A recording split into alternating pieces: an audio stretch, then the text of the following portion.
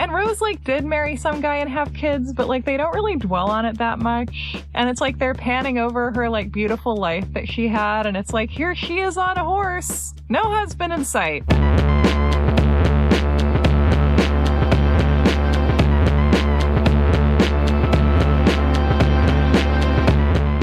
Welcome to You're Wrong About, the podcast where we read celebrity memoirs to you as you drift lazily in a hammock or maybe furiously try to keep up with your hectic life. Hopefully the former, maybe the latter. I'm sorry. That's not good. I don't like that. That one was fine. That's no worse than any of mine.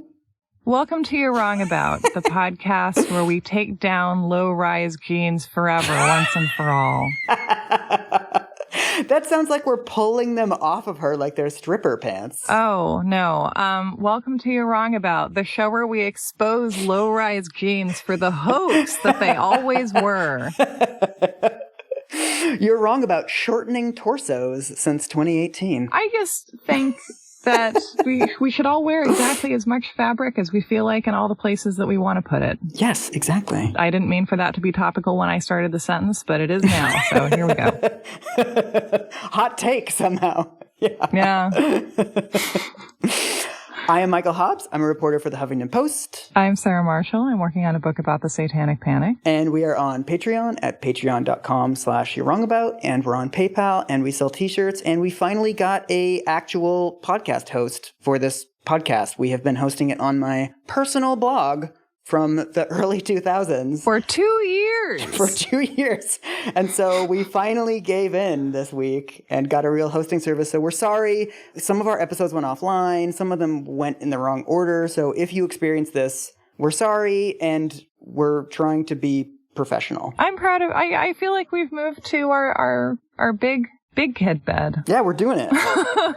And today we are talking again about Jessica Simpson. I'm so excited. I really have been waiting for too long for us to get to this. We have previously mostly talked about the music in her life, but today we're going to talk about the men in her life. I've been looking forward to this for so long because we're finally going to talk about something that I don't think we've ever talked about on this show, a normal-ass divorce. Nobody gets murdered. There's no abuse. And no one runs off with their therapist. Nobody runs off with anybody's therapist. There's no, like, fabrication of repressed childhood memories. It's just, like, people that got into a relationship at a particular time in their life, and they grew apart. And, like, that's most divorces. It's like no one is a terrible human being, but it's just the combination of these two people becomes more and more poisonous over time to the point where it can't be antidoted. Like, there's no solution for it at a certain point. And then they stay married for like 3 more years and then they break up. This is very typical. I'm very familiar with that relationship pattern. Exactly. I know Jessica Simpson. I am Jessica Simpson. You get your arguments ready. You make sure that you know you're not happy and you never will be. And then you change nothing for 2 years. Yes. So I think it's actually good to talk about because we talk about so much extreme human behavior on this show. And it's kind of nice to talk about like pretty everyday human behavior. I think I have a darker worldview because I would say that like the murder and the abuse, like it's extreme, but it's also very endemic to human relationships. So like, that's true. There's just so many common human behaviors and some of them are really abusive and some of them are like people are like flailing around and doing things that are harmful to each other, but ultimately able to make safe choices for themselves and others. Yeah. However normal that is, I'm excited to be discussing it on something like the 87th episode we've done. Yes. So. The gravitational pull that you feel is the galactic size of the air quotes that I am putting around the word normal. When I say a normal divorce, what I mean is a normal divorce. Yeah. Yes. Thank you for the intonation with the air quotes on it. Yes. So today we are going to start with a clip, as we often do. Yay! It is the infamous Chicken of the Sea clip. Oh my gosh. I've never actually seen this. There are aspects of this that were not remarked upon at the time and I want to remark upon. But one of the memory hold elements of this is that there's like a football game playing in the background. Oh. So As a person who spends a lot of time trying to get ambient noise out of audio recordings, I just want to apologize for like the weird noises in the background of this. You're apologizing for the production choices of a 20-year-old reality show? Yes. Okay. You want to do 3, 2, 1, go? Yes. 3, 2, 1, go. Is this chicken what I have, or is this fish? I know it's tuna, but it says chicken by the sea. Is that stupid?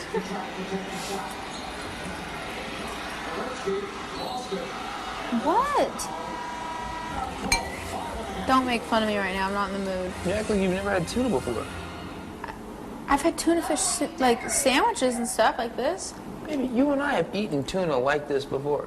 Why is it called chicken by the sea or in the sea? Chicken of the Sea is the brand.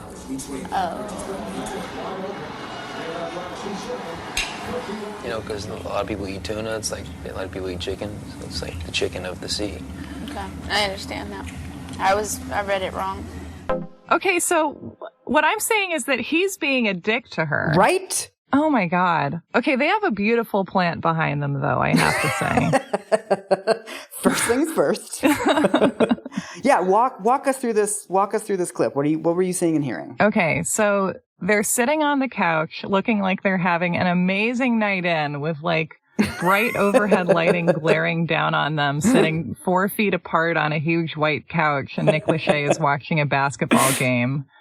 And so she's like kind of curled up and she's eating a bowl of like, I assume tuna salad or something like that. Mm-hmm. And she says, is this chicken what I have or is this fish?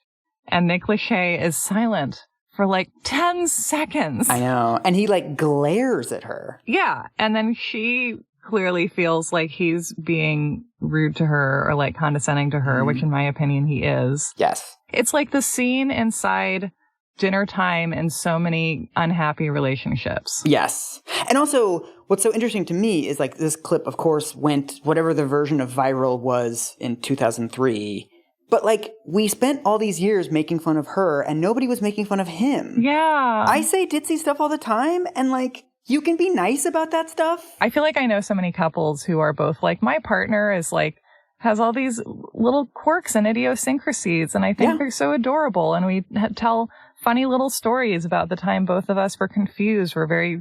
By very simple things. Yeah. And it's like, if this were a different relationship, that moment could be a chance for like him to be loving and appreciative. And instead it's this. Yeah. Earlier this year, I mentioned that I didn't know that Sia was Australian. Oh, I didn't know that. Yeah. See? And like my boyfriend was really nice about it. And he's like, oh yeah, like that's a thing. I feel like there's a lot of things that you don't know that like you didn't know who Anastasia was. And I'm like, right. You were never a very sensitive little bookish 8-year-old Sarah. So like, I don't expect you to know that. You're previewing next week's episode, which is deeply embarrassing that I had to ask whether Anastasia was a real person or not. I mean, she's also a cartoon movie, so like it is hard to say at that point. It's like, is Ariel based on a real person? I don't know. But yeah, you were nice about it. You were like, that's an interesting question, Mike, which it isn't.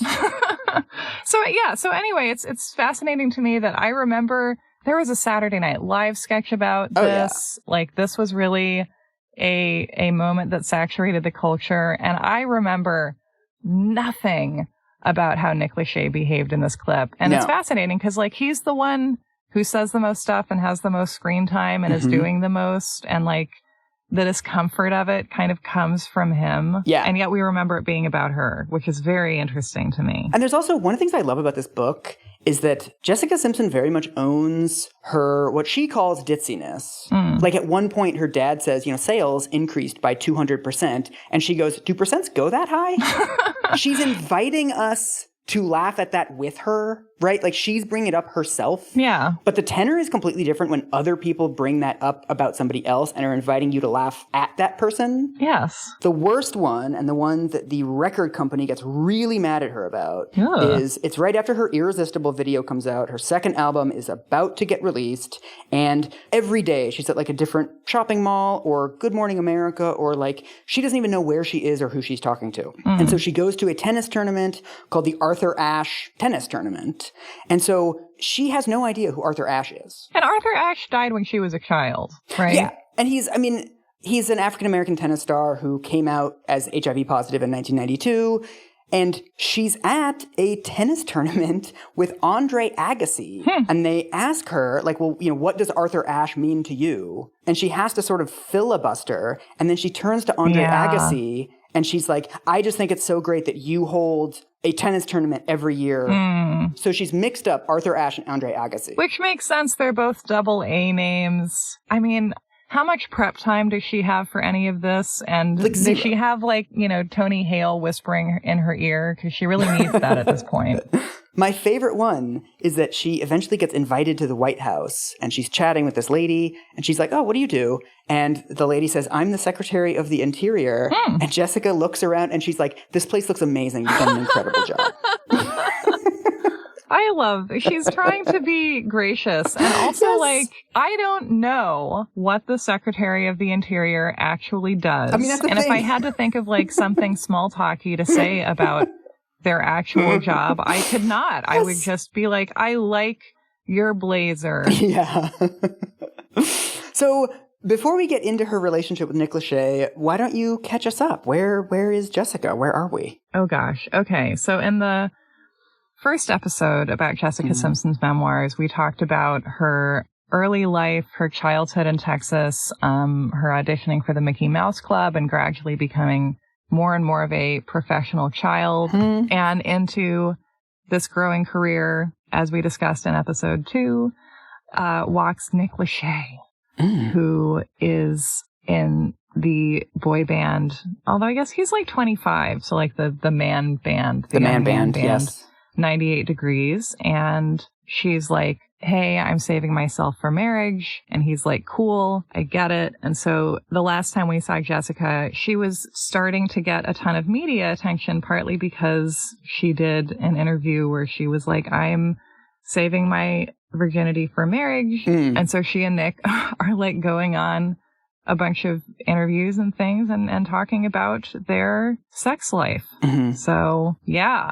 That's uncomfortable. And I bet it's going to get more uncomfortable. Yes. And so we're going to pick up with Jessica and Nick around 3 years after they started dating. She is now 20, which would make him 27 or 28. She wants to get married. He wants to get married. But her dad is really against it. Her dad thinks that she should wait. And she does not say it in the book directly, but her father and Nick have a tense relationship for the entire marriage. And a really big reason is that her father considers him a competitive sort of manager. Because, of course, Nick is giving her career advice, and Nick is giving her music advice, and Nick is saying, oh, you should do this show and not that show, like the way that you do with other people in the industry. And Nick is like, I'm already a pop star. I know what I'm doing. And her dad's like, hey, hey, hey. Exactly. And that's one of the reasons she says that Nick is the only thing that her and her father fight about. So basically on everything else, she does what he says. But it's only when Nick's advice contradicts him that she'll push back against her father. And so I think this is one of the reasons why her father sees him as such a threat. I feel like Nick is almost like a transitional person between her parents and freedom. Yeah. So what's interesting is all of these things come to a head, that she's really busy with her career. Her dad doesn't really like this dude that she's seeing. Their whole relationship is on the phone at this point because they're both touring and recording music so relentlessly. And so they break up. Oh, man. And what's interesting is they break up over exactly the issue that they will eventually get divorced over, which is exactly the dynamic that we saw in the Chicken of the Sea clip. That he's mean? It's basically, this is what she says in the book. My childishness, which seemed so cute and sweet when I was first with him, seemed to annoy him. We were both concerned about our careers, and our anxieties just seemed to feed off of each other. Ugh. So he likes the fact that she's sort of, in some ways subordinate to him. Like, her career is not as big as his. But he's also a bit frustrated that she's not sort of as independent as he is. Like, he's been doing everything for himself since he was young. He's had control over his own career.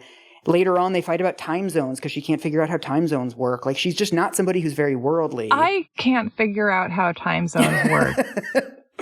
And so basically they drift apart during this time. They're both doing career stuff. They just start kind of calling less and less. And then Jessica's basically like, well, we're kind of already on a break anyway, so let's just be on a break. And so she takes this break from him to sort of focus on her career. Things are weird in that Tommy Mottola, the warlock at the head of Columbia Records, who has been pushing her to lose weight and basically micromanaging her entire career, has been pushed out of the record company. Oh. So this is also at the same time that Napster appears and file sharing appears. And so she talks about how they're already seeing the bottom start to fall out of the music industry at this time. And so she's like flying coach to like gigs. Like they'll just get her coach tickets to things. And then she has to like do her own makeup in the bathroom at these places. The music industry is transforming extremely quickly. And she doesn't have like internal support within the record company to like prop her up anymore. So she sort of left Nick to focus on her career, but her career is kind of like, it's on thin ice, basically. I also think that this line is very important for understanding like everything that went wrong with her career. I was trying everything to get on MTV, a channel that was forbidden to me as a kid. Aww. I do think so much of the reason why she sort of didn't go so far as a pop star, she's much more comfortable doing Christian music or adult contemporary or country western or genres of music that really speak to her. Whereas all this pop stuff, she hasn't watched MTV. She doesn't know who the pop stars even are. Yeah, there's this paradoxical thing where like if you're minting pop stars in this management machine, and then you're like, you need to be like rebellious and fun. And it's like, well, I'm working very hard to do everything you're telling me. And I don't have time for rebellion and fun. I'm very sorry. Right. I can't finish this Arthur Ashe biography that you've assigned to me. I'm sorry. Yeah. And then there's also this thing of the continuing corruption of her parents. So listen to this passage. I am not sure when my parents started to drink alcohol, but they took to it. Ooh. The lines are so blurred in the music industry. There's a need to be in the mix, and so many meetings and events are at bars and restaurants they wanted to fit in. We didn't go to church, and I noticed my dad dropping F-bombs on the phone as he advocated for me. Wow. So she's like, her parents are becoming these like Hollywood pod people. I know, and becoming like these capitalist Balrogs that are just like pushing her into the music industry and echoing what she's hearing from everybody else of like lose weight, get in the newspapers, show up on more of these random publicity stints. Forget Jesus. What did that guy ever do for you? Exactly. And she also talks about how their marriage is basically over. At this point, it's just a business arrangement. Wow. They're fighting constantly. And so it is actually really interesting to me that this is still 2000 and her parents don't divorce until 2012. Oh, wow. Yeah. There are rumors that her father is gay because he brought a man with him, like a young male model with him to her later wedding to the football player guy that we mentioned in episode 1. He says that like he's, someone linked with my career, so I brought him to my daughter's wedding. We don't know, and Jessica says, like, that's not my story to tell. I stand with Jessica. Yeah, I think we should leave it there, but that's one of the theories of her parents' marriage. And her dad also, this is nuts, her dad is also making much worse financial decisions. So remember how I mentioned last episode that, like, there's weird millionaires, like, bankrolling her career and, like, investing in her? Yes, buying stock in Jessica. Yes. So after, like, she's now made it, right? So, like, the stock has boomed, and so it's time to pay back these millionaires, and her dad just refuses to pay them back. He's just like, oh, they won't even notice they've already got millions of dollars. Why should I pay them back? I'm amazed he didn't get kidnapped at some point. I know. And Jessica, little 20-year-old, like, non-savvy Jessica is like, there's a contract. You should probably pay people your, like, existing contractual obligations. Like, I'm no expert, but a promise is a promise, Dad. Yeah. So she eventually, like, convinces him, but it's just, like, a weird move. Yeah. Wow. So her parents are, like, going rogue. I mean, it's just, she reminds me a lot of Ophelia from Hamlet, where, like, you're just, like, this innocent girl, and that's what everyone likes about you, and then everyone in the kingdom just goes nuts, and you're like, well, I was not raised to cope with this situation. That's your English degree again. That's my women's studies minor also. And so we get now possibly the biggest cameo we've gotten so far. This is where she meets Beyonce. Oh. So this is what Jessica says. Sony and Columbia decided to make a push for me in the youth market. So during graduation season, I did Disney grad nights in Orlando with Destiny's Child. Disney World would shut down the park certain nights and only allow high school seniors to attend. We would perform at the end, and I loved it. It gave me more time to bond with Beyonce and Kelly Rowland. This was pre-Michelle. Beyonce and I had similar family dynamics, so I think we understood each other well. Her father had left his business, in his case Xerox, not Jesus, and her mother, Tina, became the group stylist. Our younger sisters, Ashley and Solange, were both our backup dancers, and they too became friends. We shared failure stories to buck each other up. Hers was Star Search, back when the group was known as Girls Time. Mine was the Mickey Mouse Club disaster. So it's like, it's nice. It's like early Beyonce, early Jessica, just being like, maybe this is going to work out. Maybe it's not. We're both working our asses off. And here we are in Disney World. I love the opening sentence of this too, that it's like, I guess we're doing a push for the youth market, so I'm just going to spend a bunch of time at Disney World. Right. It's also, who were they marketing her to before then? It's like if Taylor Swift started off being marketed as like adult contemporary, and then they were like, wait, she's a teen. So this is also the time when her and Nick end up getting back together because of 9/11. What? It's actually very typical, and like I get it on an emotional level. I think there are a lot of people who are texting their exes right now. Yes. So I imagine this is similar. So she's hearing rumors that Nick Lachey is seeing other women while they're on a break, and she has been dating this guy Dan Karate, who is her choreographer, who was the cliffhanger last episode. Yes. And so I tried to structure this as a reality show cliffhanger, where the cliffhanger is ultimately meaningless. She goes on like 2 dates with him, and then it peters out. Good. I think you have a future in this, Mike. So they're broken up. He has a concert at Madison Square Garden, and he's supposed to call her afterwards, and then he doesn't. And he calls her the next morning, and she immediately picks up and she's like, why the hell didn't you call me last night? And he just says, turn on your TV. And she turns on her TV and it's 9/11 and they're watching the footage of this. And like everyone else in America, they're like scared and they don't know what to think. And just like emotional, like chocolate fountain pouring out of them. And he says, I only want to be with you right now. And she says, come home to me. Wow. And so what's interesting is they come back together to each other, and it's just understood that they're going to get married. So they're in Honolulu. She's singing, I think, the national anthem at a football game in Honolulu, and he takes her out on a boat and does the, like, down on one knee, proposes, the whole sort of very traditional thing. And so it's just, like, very quickly they move into this, like, wedding planning mode.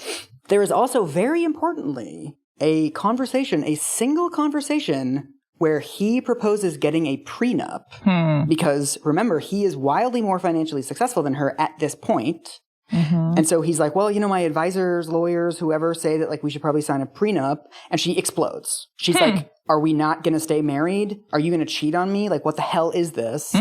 She tells him to drop it, and, like, he drops it. Oh, wow. So he just goes along with it, and that's the last they speak of it until later. So they start planning for the wedding. This is really bad. She starts dieting so aggressively, they have to keep adjusting her dress because she keeps getting smaller. Yeah. This is what she says. I had upped my dosage of diet pills and was eating even less to be super thin for the wedding. Speedy and hungry, I was easy to set off. Nick and I had developed a reliable cycle. He would criticize me for something small, and I would blow it up to make it about something larger in our relationship or the pressure I was under in my career. He would feel attacked and raise his voice. Then I would say, screw you, and pout like a child. Nick would then resolve the issue by being the grown-up, rinse, repeat. They're both just under a tremendous amount of stress. Both of her parents are, like, against this marriage or, like, actively trying to sabotage it. This is also super fucked up. This is what she says about her mom. It was a new thing for my parents to fight over since my mom always took Nick's side when he would criticize me for some new thing. What you have to understand about my mom is that she's a tough crowd. My dad is a people pleaser, but people have to work to impress her. To this day, I think a lot of what I do is to win her approval. Her backing up whatever cutting thing Nick said to me gave it more weight and gave him license to do more. Yikes. Ugh. So this just, like, gets worse. Her parents get in, like, a screaming fight at the wedding rehearsal dinner. Oh, God. In front of Nick Lachey's parents. This is, like, one of the most fucked up things. As her and her dad are standing sort of, like, at the end of, like, whatever the carpet that you walk down to go get married. The aisle? Oh, yeah, the aisle.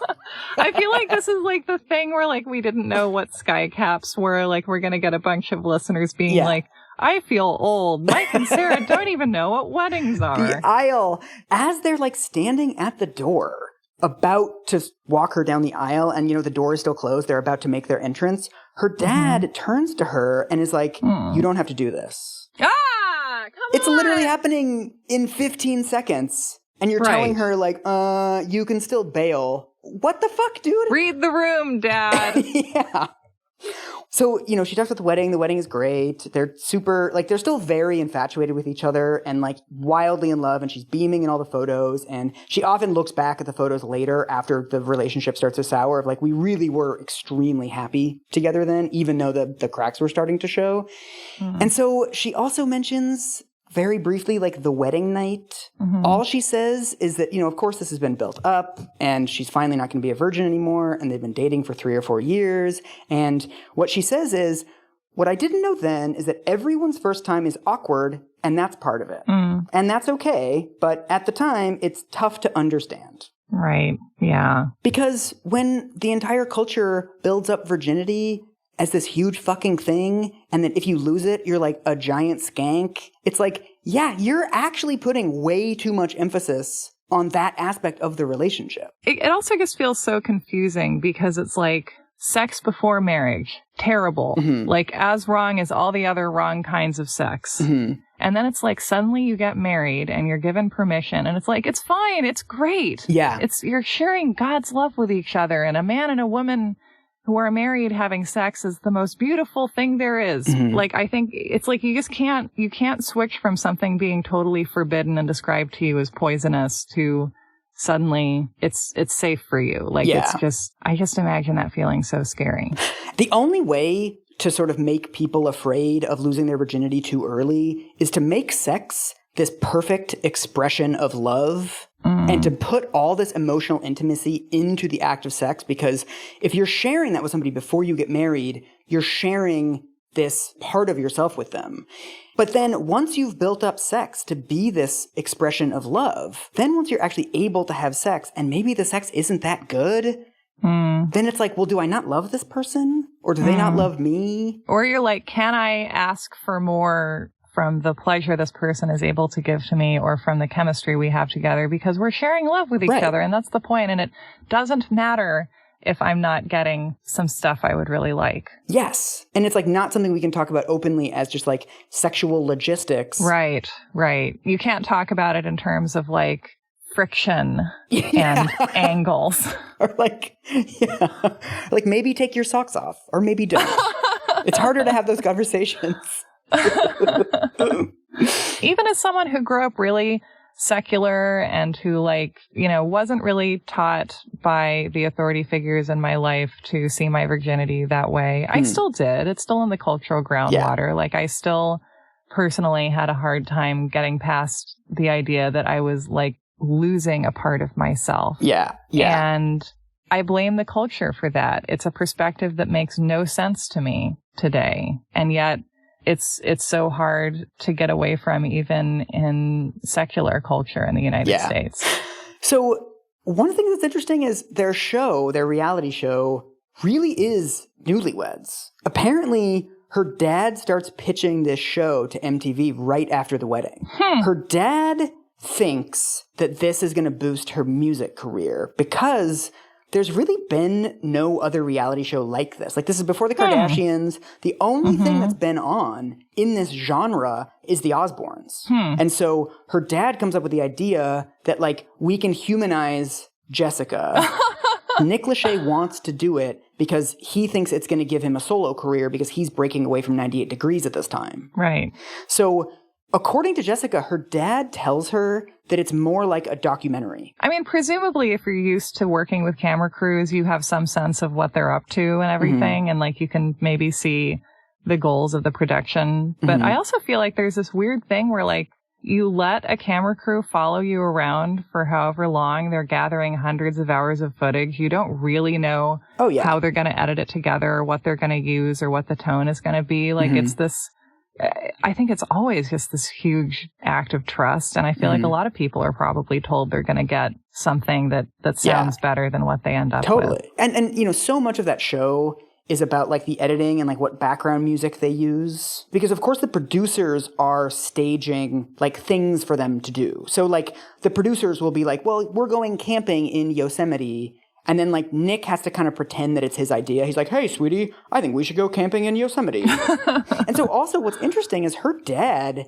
is listed as a producer in the show, and one of Nick Lachey's managers is also listed as a producer. So I'm pretty sure they had approval over Final Cut. So all of the stuff in the show of sort of casting Jessica as, like, the ditzy one, they knew about. Like, they knew what kind of background music they were going to put behind her, and they knew what they were going to edit out of the show and leave in. And so what's interesting is she doesn't seem to really mind about her own image, but she wants their marriage to look healthy. But like she burps and farts on camera and like doesn't care. She's like, if they want to know the real me, like this is the real me. How are you going to not burp or fart in front of a camera crew that's following you around for 6 or 7 months? Like it's like I burp dozens of times while we record these episodes and you have to edit it all out, you know? But so what's interesting is the camera crews start documenting what becomes the central conflict of their marriage, which is that he had this idea of marriage that he was going to have this traditional wife. She's going to be at home. She's going to be cooking. She's going to be taking care of him. Unspoken is her career is not going to be going as well as his, right? So like I'm going to be having the solo career. She is going to be supporting me. And what ends up happening is this pattern of like her being away for like weeks at a time because she's touring, she's working on a new album, she's going on all these events, and he's just like at home and kind of pouting, you're not cooking for me, you're not cleaning, you're not taking care of the house, and I'm here alone. It's such a fascinating thing for a rich person to be upset about because it's so like weird. The reason that wives do that is because it makes sense economically to have like a class of workers who just like each has a woman to take care of their needs and raise their children, and then they can go to the factory and make a widget. And so if you're rich, if you want someone to cook for you and clean for you, then there are people that you can pay a living wage for that. And then your wife can be someone that you love. And maybe you're upset that you're spending all this time apart. That's an issue separate from this whole thing of like a wife is someone whose job it is to provide unpaid labor for you. And he specifically doesn't want them to have a house cleaner. That's so weird. People have such hang-ups about this. It's fascinating. And also watching this show, their house is huge. Yeah. Like they live in one of those like big beige, just those huge, like kind of condom colored, probably like 6,000 square foot place. Like they probably have rooms they don't really know what to do with yet. Yes. Here's what she says. I was very aware that I was a mid-level celebrity still paying off her wedding and not in a position to say no to any gigs. I would come home, go grocery shopping to try to be the normal wife Nick wanted, and then leave again. When I returned 2 weeks later, the crew would get us in the kitchen with Nick complaining about the bread that got moldy and the salad that went bad because I'd bought them 2 weeks before. As if everyone doesn't do that. And it's like, Nick, go to the fucking store, man. Or like, hire someone to go to the store. It's chill. Or just like throw stuff out as it goes bad because that happens in every refrigerator. And then what's also an interesting dynamic here too, and this is what I mean by sort of the quote unquote normal divorce, is that neither one of them sort of know how to like talk about what the real issues are, that she's feeling like she's being asked to do all this extra work and he's feeling like this isn't the marriage that he signed up for. Like you can imagine two people coming together on this and being like, we'll have a house cleaner, but like you and me together will cook meals in 2 nights a week. Or something like you can imagine something in between if they could talk about these things. But one of the things that ends up becoming really poisonous is that all the time that she's traveling around, he's got time to just like think about his career. Everything that she's doing becomes a reminder that he's not doing it. Yeah, and so what's going on with him? Like, is he not, like, what does he want and what is he not getting? I mean, basically, once the show comes out, the show is a massive hit. The show actually boosts her music career, but it does nothing for his. That's really, why is that? It's not clear. Like maybe his music isn't as good as hers. Or like, I mean, she's also just like a very attractive female and she's also working on a movie career at this time. Like there's other places that she's showing up in the culture. I love that you just said very attractive female. You sound like a congressman who just got caught with his hand in the cookie jar. But yeah, I mean, and also it's interesting to see what happens to a relationship where like someone's unspoken assumption that they were going to be the Vladimir Nabokov and their partner would be the Vera is upended. And they're like, wait, am I not the protagonist of this marriage? Exactly. Am I not the person whose work is being supported? Right. He easily could have just become like a dope, supportive husband. My wife is crushing it, and it makes sense for me to do more like project management-y stuff. But like, that's not what he thinks he signed up for. And he's not capable of like talking about it, and she's not capable of talking about how she's noticing that that's what's going on. So there's just these like fights that blow up into these larger fights because neither one of them are capable of talking about what really the conflict is. Right, because you have this kind of ever-simmering conflict and you address the little issues that bubble up out of that, but you never get at what's really going on. Yeah. So it just gets worse. And so she starts getting gigs that used to be an invitation for both of them to like sing their duets, but after her album comes out and does well and his album comes out and doesn't, he starts getting left off of the invitations. So there's like a Super Bowl halftime thing at one point that they're both supposed to open. And then MTV eventually is like, actually, why don't we just have Jessica do that? And like, let's put a pin in it on Nick. And the infamous Rolling Stone cover where she's like holding a vacuum cleaner in her underwear and it's like the housewife of the year or something like that. That was supposed to be both of them, but at the last minute, Rolling Stone was like, I don't think we need Nick for this one. She becomes a breakout star of this show that they're doing together. It's interesting, too, because it's like, it feels like the show is doing all the stuff to kind of undermine her, and yet she still is the one who people find charismatic. It is actually really interesting to me. Also, the way that she really like owns the show and is happy with the show now, because I thought she would describe it as like the show was embarrassing. It picked the worst parts of me. They deliberately edited it to make me look dumb. And she's like, yeah, I am ditzy. And like, that's fine. Right. And I guess like you have to accept that. Yeah. And just be like, I accept what I'm like and I like myself and people can relate to that however they need to. And I'm not in control of it because I've been famous for 22 years. And so what's really interesting is they both separately talk about how after they're on the show for a while and they see the way that the show is received, they both start acting out the roles that the show casts them in. Inevitably. It's like an I Love Lucy kind of dynamic where she's this like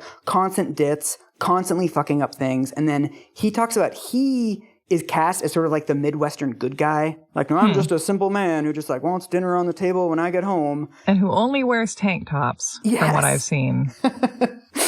Like he talks about how like that's really not the person he is. Like he has a darker side. He's struggled with depression. He has anxiety. Like he is not this sort of aw shucks good guy husband. But as the show expects him to be that, and as he begins to play it more and more on camera because they know the kind of footage the producers will use and won't, and they want to get it over with and like give them as much good footage that they can use as possible so they don't have to be there every day. He starts doing it when they're not filming, and she starts playing up her like, I'm just a ditzy housewife and I don't know how to cook or clean and what do these pots and pans do? Like she starts emphasizing that aspect of her personality. That is weird.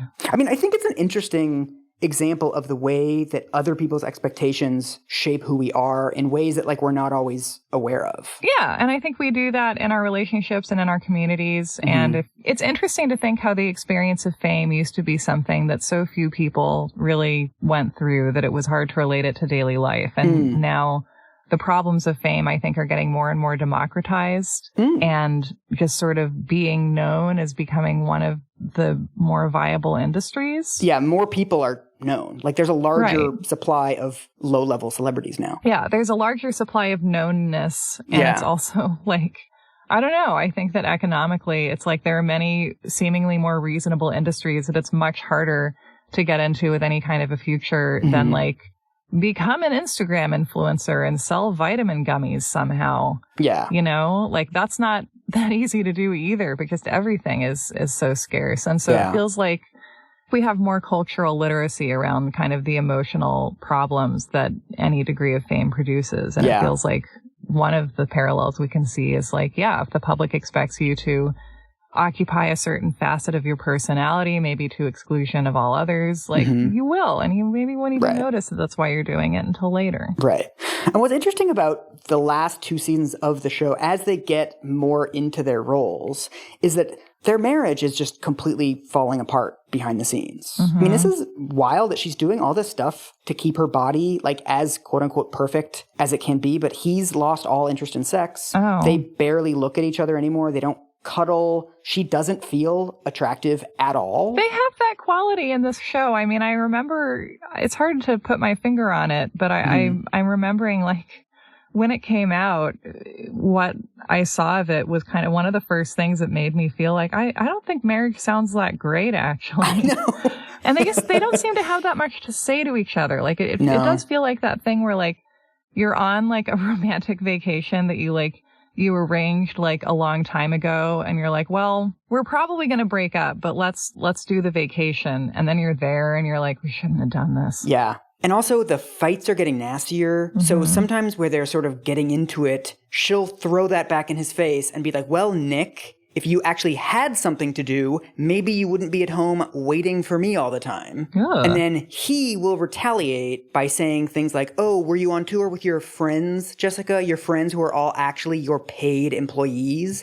Because he knows that's something she's really insecure about, that all of her friends are also her employees. And she's always kind of paranoid that like, what if they don't really like me? And so to me, this is a milestone of a lot of relationships turning really sour when people start saying mean things to each other, not because they believe them, but because they know it's the most hurtful thing they can possibly say.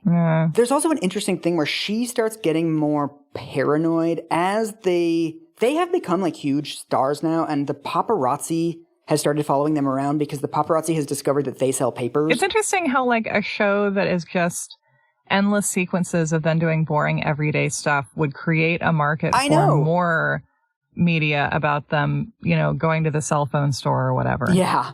And so she describes this scene where, because the paparazzi is reporting, you know, they're having marital troubles, he's cheating on her, whatever. So this gets into her head. So she talks about how they're going to some nightclub in LA, they're walking in, the security person, whatever, pulls the rope back, they go in, and then she's like, do you know that security person? You just nodded at her. And Nick is like, what do you mean nodded? And she's like, that's a different nod than you normally make. I'll bet you know her. And like, maybe she's being paranoid, maybe it's true. But she says, cue the cycle. I would accuse him of having a wandering eye, and he would rip into me, making sure I knew I was the one causing the problems in our marriage. Everything was my fault. In a real way, I agreed. There was something Nick wanted from me that I no longer had, an emptiness I couldn't fill, and neither could he. They're just sort of going through the motions. They actually tried to get out of doing season 3 of Newlyweds, but the contract, like they had already signed the contract. She's not allowing herself to consider divorce because of God, and he doesn't want to go to therapy because he's nervous that the therapist is going to rat them out to the tabloids. Yeah, well, I mean, which is a reasonable fear. And he also thinks that they can work on it themselves and it's not a big deal. Sure. And then once they're actually doing season 3 of Newlyweds, and like it's pretty obvious to everybody that like their marriage is on the rocks, and like some of their little bickerings show up in the footage, and the paparazzi is catching them fighting. The producers of Newlyweds start trying to create fights between them. So at one point they're filming at some like lodge, chateau, whatever. The producers are like, hey, did you see this in the tabloids? Apparently Nick Lachey was hanging out with like some porn star in like some city. Did you happen to see this? And Jessica's like, it just dawns on her that like this is what they're doing, right? That it's like they've created the scenario where they're away from everybody else. It's just the two of them and the cameras. And they're just trying to pick a fight between the two of them. It's like a social science experiment. I know. Like, here's this shitty thing that your husband may or may not have done. And we're rolling. So at this stage, as her marriage is floundering, this is when her movie career picks up and her love life picks up. So she starts filming the movie Dukes of Hazzard. Do you remember this movie? Oh, yeah, I do. I remember seeing a bunch of trailers for this for whatever reason. Do you remember who her co-stars were in that movie? Yes. Sean William Scott. Yes. Of whom nothing is said in the entire book. Who I feel like he's like very of that time, yes. right? And then Willie Nelson. Yes. And I believe Lynda Carter. Yes, who we're going to get to. I have a whole thing on Lynda Carter. Yes. Oh my gosh, amazing. But you're missing somebody. Was there another male lead? There was, and I can't remember who it was. Was it like Luke Wilson or somebody? No, it was Johnny Knoxville. Oh my God, of course it was. Right?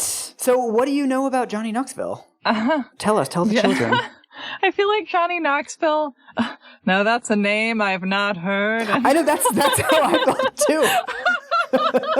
He's also very like 2005. He's very 2002, I would say. That's really his time. He's another great tank top wearer. Yeah. Johnny Knoxville children had a program called Jackass, which was about a group of guys doing dangerous and or gross things together. Yes. And people loved it. Loved it. They loved it. Huge. I never watched it because I thought it was gross and it stressed me out. That is why I didn't watch it either. And so he was like a big, legit celebrity. And then he transitioned to acting and he did a bunch of comedy movies in like the early to mid 2000s. And then I feel like I don't know what he's been up to, but I would love to know. Just tell me all about everything.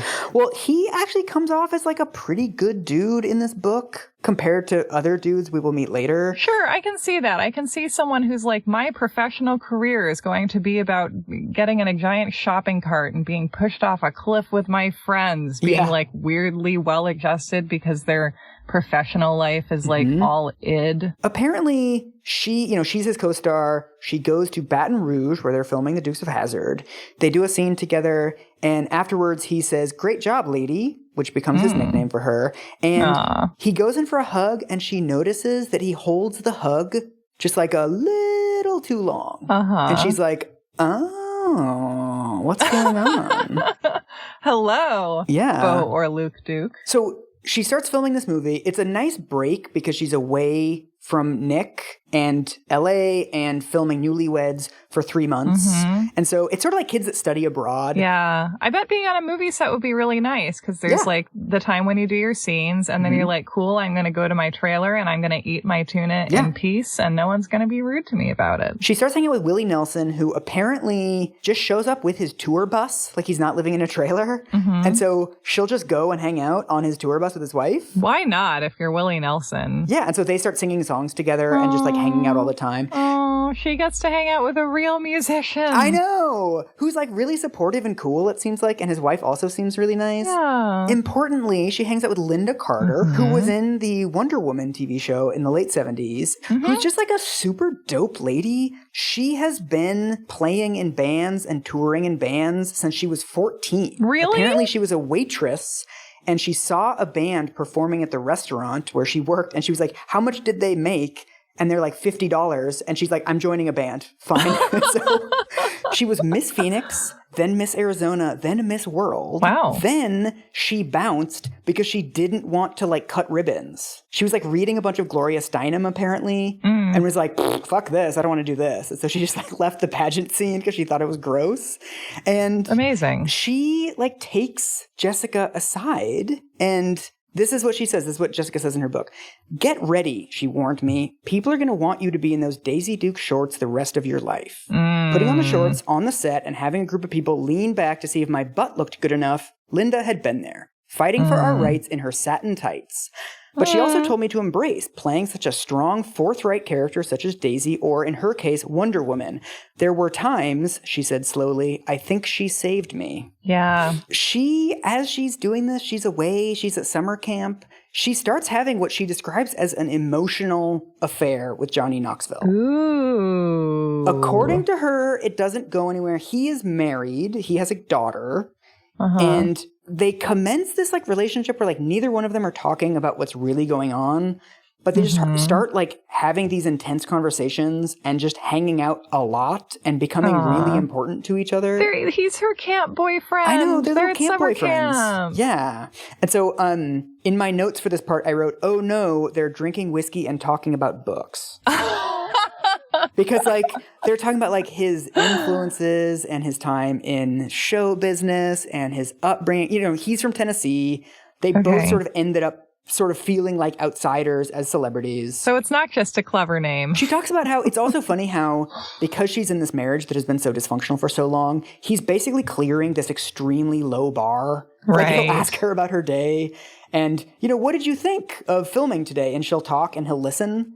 And just like no one has done that for so long that she's like, oh my God, this guy, like we have this really intense bond. And it's like, no, you've just been in like a really bad marriage for a long time and you haven't had like a normal conversation with somebody. Well, it's like she's been on the emotional equivalent of like her constant crash dieting and Johnny Knoxville is like a bagel with hummus and he's like, this bagel is like the greatest thing. And you're like, you know, it's just a bagel, but like bagels are amazing and like you're in a state to really appreciate one. Yes. She says, this is so sad. She says, I could share the deepest authentic thoughts with him and he didn't roll his eyes. Oh, you're like, oh man. No. I know. That's terrible. It's bad. And I'm so glad that Johnny Knoxville was like this relationship angel for her. That's so sweet. I know. It's wild. He actually ends up leaving his wife a year after this. So it seems like they're both going through the same thing. Like they're both doing the study abroad, like I'm going to explore something else thing at the same time. Yeah. One thing that is really interesting, and like because I'm so interested in like friendship as an institution, I think a really important thing that your friends do is tell you when you're being immoral. Yes. And so at this time, she's telling her friend Casey, who worked for the record company and was sort of in charge of getting Jessica her GED, and they became friends. And so she's gushing about Johnny Knoxville to Casey one night, and she's like, I think he's saving me. And her friend is like, you can save yourself. You're building this up way too much. And then Casey, her friend, kind of like takes her aside and is like, you are being chicken shit. If you want to leave your husband, leave your husband. If you want to stay with your husband, stay with your husband. But what you're doing now is this in-between thing. It's really inconsiderate to your husband and you're wasting everybody's time. You know what you're doing is wrong because you're not telling your husband about it. So you should probably just decide to do one thing or the other. And not put yourself in the state of continual discomfort. Exactly. Of being sort of deceptive to everyone, including yourself. Yes. After this conversation, she's like, all right, you're right. I'm going to try to save my marriage. She ends up spending $150,000 on a birthday party for him to be like a grand gesture to like, maybe this will help fix us. And then, of course, she says like, ladies, do not do this. Like, don't spend $150,000 on someone thinking it's going to like fix the fundamental problems between you, because it won't. Eventually, Nick moves to Baton Rouge to be closer to her. He's like recording an album. There's studios in Louisiana, so he moves there. And she says it's like, it's the worst time because like she's a summer camp, you know, and then all of a sudden there's like her previous life. And she's seen this sort of the possibilities of a world without him. A Jessica divided against herself cannot stand. Yeah. They're fighting with the producers of Newlyweds because they're trying to get footage. And Jessica and Nick are fighting so much now that apparently it was a rule that they could tell the producers at any time, like, stop rolling, like, we need to have a real conversation right now. And they're saying stop rolling to the producers so often that the producers are like, we don't have any footage. You're not giving us anything. Like, if you keep doing this, there's not going to be a show. Because, like, they cannot interact without fighting anymore. It's becoming this thing where they're both just completely faking their way through this quote-unquote reality show. Yeah. Is it what period is the chicken of the sea comment from? Is that from... That's season 1. So that's when things are going well. Yes. Which is kind of dark. Wow. Yeah. So that's like the high point. Yeah. Where it's like, it's still kind of cute. Kind of. Whereas at this point, it's like not cute anymore. Or just like, you know, that you can tell when people have unspoken beef with each other. Yeah. And so they try couples therapy. I mean, as we've talked about on the show so many times, there's so few role models for adult conflict resolution. Yeah. That it's actually really useful for them to get like communication skills. And the therapist gives them like, again, like normal ass advice of like, you need to listen to each other. You need to like make I statements, try to say like, I'm feeling this, like what's a better way for us to communicate? What are you really thinking about? And so they start working on it. And she says he just stops showing up for the therapy. Like literally he stopped coming? Like he literally stops coming. And so I guess we're not doing this anymore. And so apparently sort of she's in like desperation and she goes into Willie Nelson's tour bus and is like, Willie, like my relationship's coming apart. What's your advice? Should I stay? Should I go? What should I do?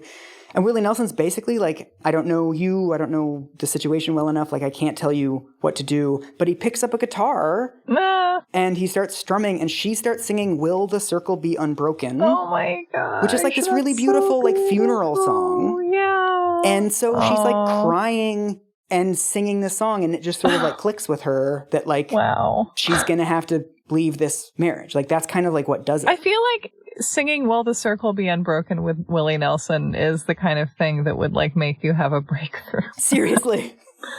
Wow. It's like the song that sort of makes you feel buoyant to hear, to sing, and it is about death. But about sort of acceptance of death as part of a larger story. Yeah. And and I think you can kind of experience thinking about the death of a relationship that way. Mm-hmm. I feel like Willie Nelson is like this Gandalf figure, and he's just I know what to do. I know. He's this like wise presence in her life. Yeah. And so the movie comes out, she moves back to LA. Apparently the movie's a hit, and Nick sort of sees it as competition, so he can't really be as happy for her. Nick, be happy for her. I know. And then her and Knoxville end up getting in like kind of a fight because she sort of ghosts him because like she's not at summer camp anymore. And she's like, I'm attending to my like grown-up life, and it's a lot. She stops answering his emails. They stop calling. And then he sort of confronts her of like, that's really rude what you did to me. Like we could have talked about it. And then she does the thing of like, what are we doing here, dude? Right. We both know what this was, right? Like, what do you require from me if we have never discussed what is going on? Like we're both in failing marriages and we're both using this as a break from our failing marriages, but we've never talked about it. What do you expect from me, man? Yeah. So the night of November 22nd, right before Thanksgiving of 2005, she tells Nick that she wants to get a divorce. He later says that like he was blindsided and he wasn't expecting it, which she takes to be as like a huge dig on her of like, how the fuck were you not expecting this? All we do is fight. We have been to couples therapy. We barely interact anymore. We haven't had sex. You're at strip clubs all the time with your boys. You're in the paparazzi. What did you think was going to happen, dude? Yeah, which I think speaks again maybe to his expectation of marriage, where there are a lot of people who are like, yeah, sure, this marriage is like unpleasant and everything, but like that it's whatever. Yeah. And so apparently she tells her dad, and her dad, of course, is like, oh, I think this is the right thing to do. Which like, he's always wanted the marriage to be over. So he's like, yes, I agree with your decision. Well, at least she has that support, I guess. And so the very next morning, she says, we should put out a statement saying that we're getting separated because this will help me stick to it. Like if we announce it in the press, it'll feel real. And I can't just like call a mulligan and get back together with him. That's very smart. Yes. And so she's getting on a plane from LA to go visit her grandparents in Texas. And she's on the phone with her dad or whoever. And she's like, yep, let's put out a statement. Like, let's do it. She gets on the plane and she's just like blubbering for the entire flight. Like we have all been in this stage of the breakup. Like for most of us, it's like crying on the bus. But for Jessica Simpson, it's like crying in first class. But either way, you're staring at some rain. She also says, this is again like very relatable and very unrelatable, that the movie on the plane, because this is back when flights showed like one movie at a time. The movie on the plane is the fucking Notebook. So she's like, I have to watch the goddamn Notebook like while I'm in like the worst breakup. And she also mentions like casually, she's like, it was also weird to be watching the Notebook because they had actually offered me the role. But I turned it down because of the sex. Like I didn't want to do a movie where with a sex scene. And also it's like Ryan Gosling, who like she knew when he was 11 in like the worst moment of her life. So it's like, oh, Jessica. So like we all feel weird when we watch The Notebook, but like Jessica Simpson feels like triple weird when she watches The Notebook. Yeah, there is a story about Elizabeth Berkley once sat in business class next to a guy who watched Showgirls and apparently didn't recognize her. That's dark. Yeah. One of the weirdest details is she says by the time she lands in Texas, like that's not that long of a flight, she can see on CNN is reporting her breakup. Wow. That's so weird. And then it's like you land and you come out at the gate and the TV is like announcing your breakup and you're like, I know. Yeah. Because she comes from the super conservative family, it's right before Thanksgiving, right? So she hangs out with her grandparents, who tell her to give it another chance. Her mom tells her to basically smile and get through it. I wrote about this in the margin. Her mom says, you're America's couple. Get back with him. It's going to be fine. Yeah, ew indeed. I concur. It's like the apotheosis of her parents' transformation. These are the people that they are now of like, oh, for PR reasons, no, you should stay in this marriage that you're really unhappy in. Right. And also, I guess it's so weird for your mom to be like, you're America's marriage, sweetie. And it's like, well, it's not like I'm leading the resistance or anything. Like, is this really so crucial that I need to sacrifice my personal happiness for it? Yeah. Like, tell me, mother. So she goes back to LA. She moves out of the house. She talks about the house, that it feels like a studio because that's where they film this fake ass show about their fake ass marriage. Right. And she's like, I don't want to live in this house. It's not really my house.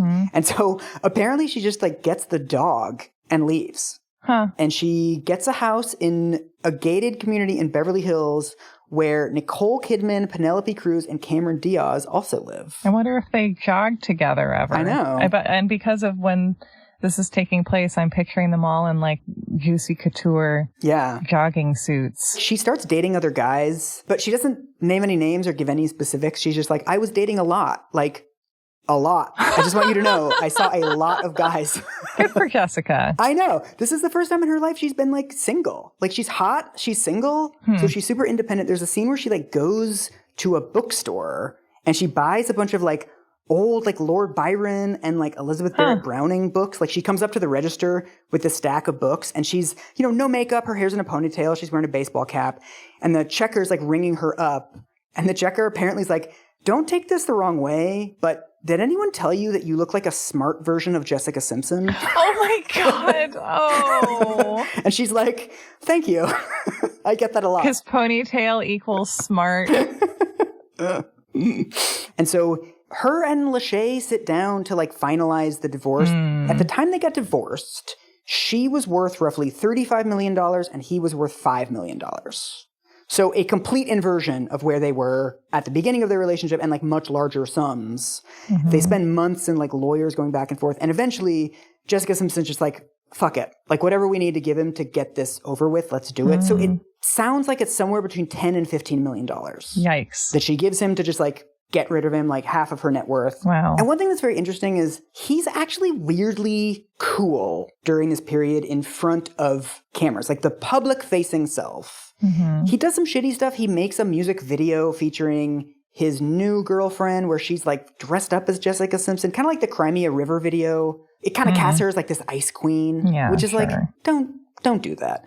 But he also gives an interview to Rolling Stone in 2006 as all of this is going on. And there's this interesting thing where like they sort of pushed him because there's all these rumors that Jessica Simpson was cheating on him with Johnny Knoxville. There's apparently a rumor about Adam Levine. Is he in Good Charlotte? Oh, he's the Maroon 5 guy. Maroon 5, Yes. okay. He's just like in my head in the category of like music I didn't listen to. Yes. And one thing that Nick Lachey says that I appreciate, like on grading on the curve of the other men that we have met on this podcast, the journalist is like, do you think that she was cheating on you? And he says, first of all, I don't think she was cheating on me. And secondly, if she was, it's a symptom of a larger issue in the relationship. Aw, Nick Lachey. I love that. It's like actually pretty mature. Oh, totally. And also he doesn't take the bait as an excuse to slam her. Right, because they're just teeing all these golf balls up for him. And he's like, no, thank you. They present him with the rumor of like, was she sleeping with Adam Levine? And he's like, you know what? I was at some like whatever celebrity function thing. Adam Levine was there too. He says they weren't dating while we were married, and I believe him. And it's like, again, could have done like a petty, his band sucks. Blah. Well, it just speaks to how morally complex humans are that you can have someone who's like, who really turns into like no picnic to be married to, but who still understands how to behave honorably. Yes. Once things, are ending. It also sounds like, as this sort of like always is, that like things hadn't worked out with Johnny Knoxville. Even though she's broken up now, it's kind of like... The shine is off the apple. It was never really going to happen, right? He was her camp boyfriend. Yes, exactly. And so the last time she sees Nick Lachey, he's got a new album out. apparently like all of the songs on the album are about her. It's clear that he's like working through some stuff. She sort of sees him giving these interviews. In the Rolling Stone interview, he's like crying a lot and like clearly not over it. And so she kind of feels sorry for him. Yeah. And so she gives him a call and she's like, hey, you know, how you holding up? It's now been, I think, like 6 months since the divorce. He's like, oh, you know, back and forth. And she invites him over. She's like, why don't you come over? We can like get some takeout and like chat and catch up, whatever. So he comes over and apparently he like plays her his album and she's kind of cringing. He's playing these songs where it's clearly an attempt to work through his feelings about her and like maybe get her back. And he's sort of singing along and being like, yeah, like wait for when the drums to kick in. And he's just like being kind of a douche. And she says like she doesn't sigh in the book, but you can like hear her sigh where he's doing all this and she's like, so I slept with him. So he would stop singing. Yeah. And it's like, yeah, you did, Jessica. Yeah. Like, you know, that's just, sometimes that's just what happens. It's your ex. It's so easy. Yeah. The food is there. The music is there. Right. You're like, I remember this. Yes. I like things I remember. I have been both people in that exchange. I have been like the person who sleeps with their cringy ex, and I have been the cringy ex. So I like on every level, like this appeals to me, this story. Oh yeah. I feel like this is pretty classic. And then also very typically, the minute they're done having sex, he's just like, okay, see you around. And he just like leaves. Oh like, he doesn't sleep over. It's very clear to both of them, apparently, that like, this is not rekindling something. This is not us like, let's give it another shot. It's like, it's over. It's like the sex you have when you both know whatever was there isn't there anymore. Yeah. It's like setting Boromir's canoe on fire. You know, you just got to send it off. Yeah. And so what she says is, when he walked out the door, I knew I would never see him again. Goodbye, Boromir. Yeah. And that's it. He's out of her life. That's where we're going to leave it. Okay. That's our cliffhanger. What are we going to talk about next time? Oh my God. What aren't we going to talk about? Yeah, we're going to spend some time with John Mayer. Oh, your body is a wonderland. His personality is not a wonderland. We're going to learn this next week. But I think, yeah, what do you think? What are your Jerry's final thoughts? Oh, what was the thing Jerry always said? Be good to each other. Yeah. I mean, that always. And just that, I don't know, I like hearing this as the story of like someone's first marriage. I think that, or just, you know, like first serious relationship stories or decisive relationship stories. This is a lot of people's first relationship stories. Totally. It just makes sense that a lot of the time, if you commit to something when you're young in age or experience, like that if things continue to go well in your life, that you're going to likely grow out of that relationship. Yeah. And then it comes down to like people being able to be honest and constructive enough to figure out how to move on. And these people did. And it's really nice to be talking about one of those stories. So I'm glad we did it. And one where the people don't destroy each other. I mean, he acted terribly. I think she was also quite inconsiderate to him. But, like, there wasn't anything serious enough that's, like, really going to break the other person as a person. Right. We don't get into any rage. We don't even technically have infidelity. Well, it's like two people who just were, like, jerks to each other for a few years, you know, is kind of the most severe thing you can say about it. And you're like, yeah, and it sucks to waste time in your life with someone who doesn't make you feel totally appreciated and secure and loved. And this is about the process of figuring that out. Yes. With like a little patina of like weird like notebook script approval on top of all of it.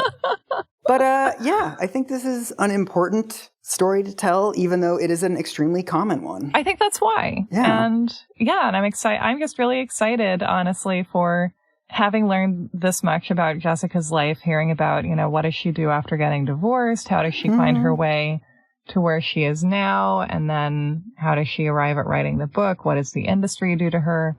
Yeah. All of that. Yes. I'm very invested. So that's all we have. I think if you're ever in a relationship, go film a movie in Baton Rouge for 3 months. And if it ever gets really bad, find a guitar and Willie Nelson. And just start strumming. If you possibly can, it's probably a good idea.